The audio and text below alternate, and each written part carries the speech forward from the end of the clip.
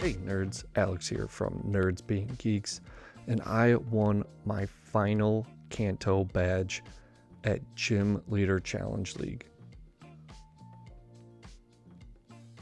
Let's get into it. Oh yeah, I won the Earth badge at my local GLC league. My league does something really cool. They have a 3D printer and they print out physical badges for you and they paint them themselves, and when you win that type you get the corresponding badge. This is the last badge I needed for my Kanto badges, and now I finally have all 8 of them. So there's no ground type in the Pokemon trading card game, so fighting is the substitute for that. I didn't have to build a second fighting deck, but I figured why not, I'll give it a shot. Do not build this. This is a pile. I tried 2 times with this deck and I finally won my badge on the second time. And it's a hodgepodge of 2 different fighting archetypes, and it is not a smooth ride. This thing is going to get tore apart when I'm done with this video, probably. Alright, so let's talk about what we have here. So the 2 archetypes that it is based off of is, the Rhyperior and the Archeops builds, where you get Archeops out as soon as you can, and it has that ancient power ability. Each player can't play any Pokemon from his or her hand to evolve his or her Pokemon. So, you kind of stall out your opponent with not being able for them to evolve their Pokemon.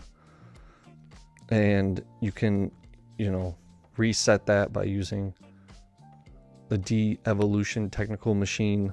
And you put Rhyperior out as your wall with the wide wall ability, as long as this Pokemon is in the active spot. When your opponent plays a supporter card from his or her hand, prevent all effects of that card done to all of your Pokemon.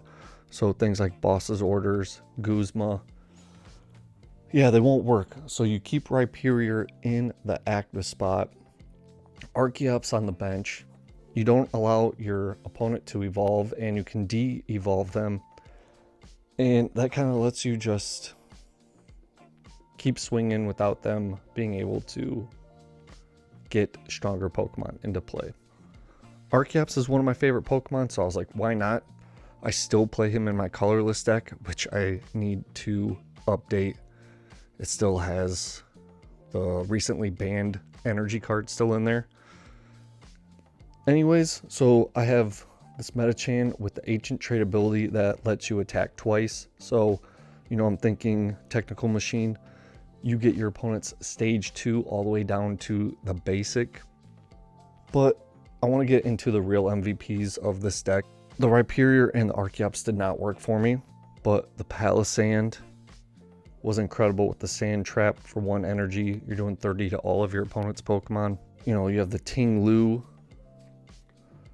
that, you discard a stadium and play, you do 30 to all of your opponent's Pokemon. Of course, the Ogidogi, you get that ability with, if it has a dark energy attached to it, you're hitting 170, you get another 100 HP. Basically a staple in all fighting decks at this point.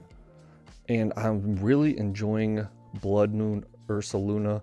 This one saw some action. It's a good cleanup Pokemon. I mean, you can get, with its ability, 2 energies attached to it right off the bat as soon as you play it onto the bench.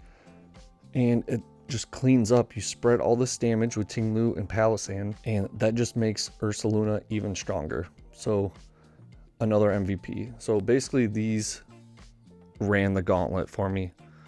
These ended up being pretty worthless. And with that spread strategy, I know a lot of people do the Hitmonbros. I tried that originally. I want Hitmonbros to work. I could not do it. I could not get it to work. Probably need a little bit more practice, but it just was not going for me. Items, Pretty standard items, nothing out of the ordinary here. I do play the fossil excavation map. Allows you to search or recover a fossil. And I probably will never build another fighting deck without this card.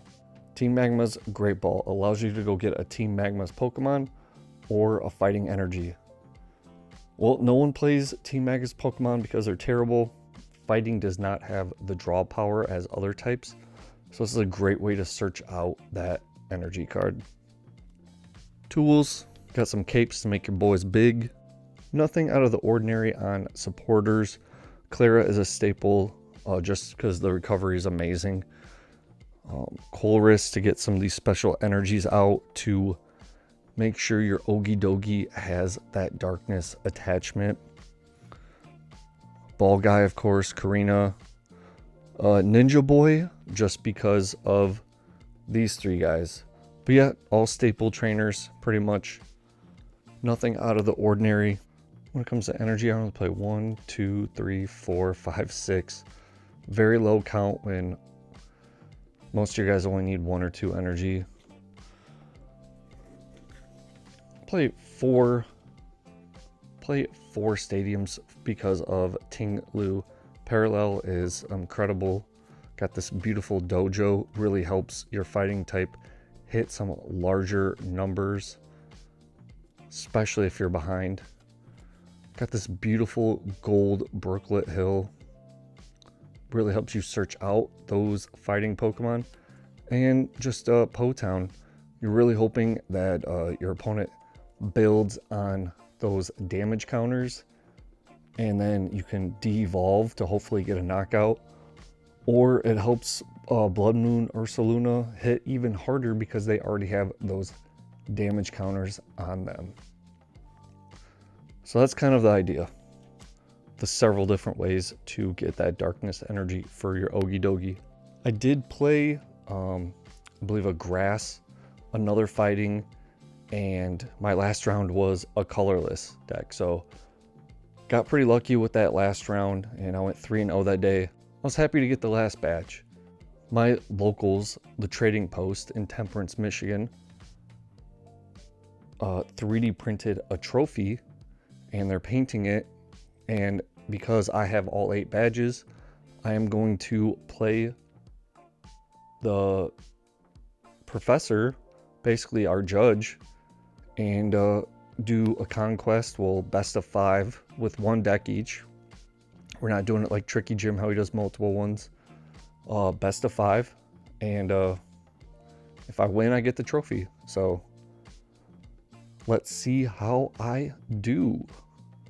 Wish me luck, and don't build this deck. It's a hot mess. Appreciate you guys watching, and I'll see you later.